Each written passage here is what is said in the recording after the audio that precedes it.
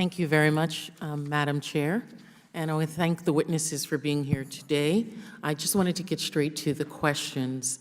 I wanted to ask Ms. Williams-Octillion some information about the recovery process in the Virgin Islands. If you could tell us, I understood, now we know that we had damage to both of the hospitals. Can you tell us what the assessment is? There are only 2 hospitals and 1 clinic in the Virgin Islands. And what is the assessment of those 3 facilities and where are they now? So the Wang F. Louis Hospital on St. Croix has gotten authorization for replacement. And St. Thomas, the Royal Leicester Schneider Hospital, we're still working on getting our damage descriptions being worked through with FEMA. And we have the temporary facilities over in Myra Keating on St. John that the clinic is now performing services there.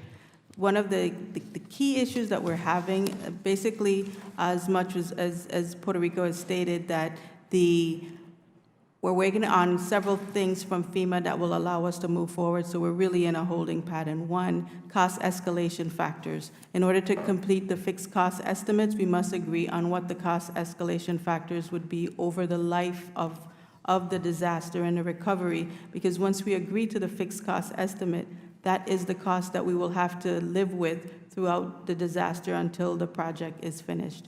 We are still waiting for FEMA to provide that to us, and until we're able to do that, we're unable to move forward with any of our permanent work in the territory. So let's go to one of those hospitals.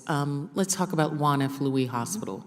You stated that FEMA has agreed that it needs to be replaced, which means that it was more than 50% damage, correct? Correct. When did that agreement take place, the 50% damage? We've only agreed to that last month. So they just agreed 20-something months after the hurricane that, in fact, the only hospital on St. Croix was damaged more than 50%. Correct. And in the interim, because there's more than 50% damage, which means that it must have difficulty in performing its functions, we understand that there was supposed to be a modular unit, which was agreed upon, that would take the place. Is that modular unit in place? No, the modular unit is still being worked on to be put in place. So we're still working on that as well. So there's no modular hospital on the one of the major islands, and that hospital, that modular unit is estimated to be in place at what time? The rate that we're going at this pace right now will not be until spring of next year. So another year before the temporary modular to await the hospital would be in place. So you obviously have a hospital that's not functioning entirely as it should. Right. How many operating rooms is at the hospital right now? We have 1 functional operating room. So I recall this weekend, and St. Croix is the island that I live on. I know that we had a major car accident where there was 1 fatality. People were brought to the hospital, as well as a shooting where individuals were eventually succumbed to the shooting. How does a hospital function in that manner when there's 1 hospital and 1 operating room? And the situation is very grave and very critical. And as you mentioned, if we have more than 1 emergency at one time, we're really at a loss to be able to provide those services. Hence, we continue to airlift our residents to other facilities in order to get acute care. And that cannot happen quickly because the nearest destination would probably be Puerto Rico or Miami.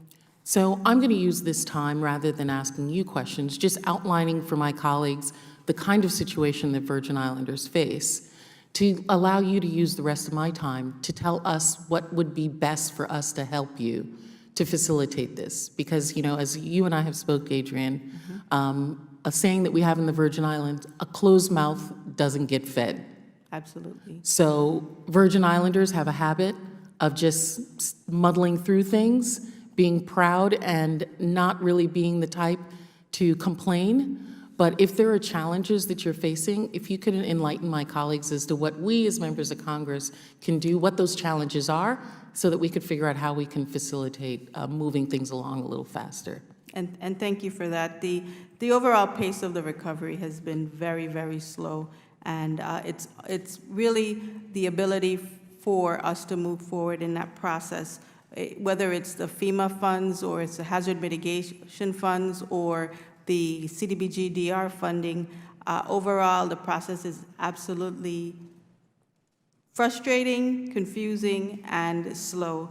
And we've been asking FEMA and working with FEMA to allow us to move forward on some of the issues that we have over the time that it takes for approvals for certain things that we've asked for, strategies that we've developed in the territory to move forward. We request those strategies and approval for those strategies to whatever the federal agency, and it takes an inordinate amount of time for us to get a response back, sometimes making that strategy null and void because we've missed a window of opportunity. And we're continuing to see that. We also, our fact that we're not able to get any of our projects moving forward, whether it's our schools, our roads, our critical facilities, the hospitals, as you mentioned, even our housing communities. We have still at the point where we're waiting on cost escalation factors from FEMA. We're waiting on information regarding cost share. All of those factors and the timeline for the guidance that has been given, we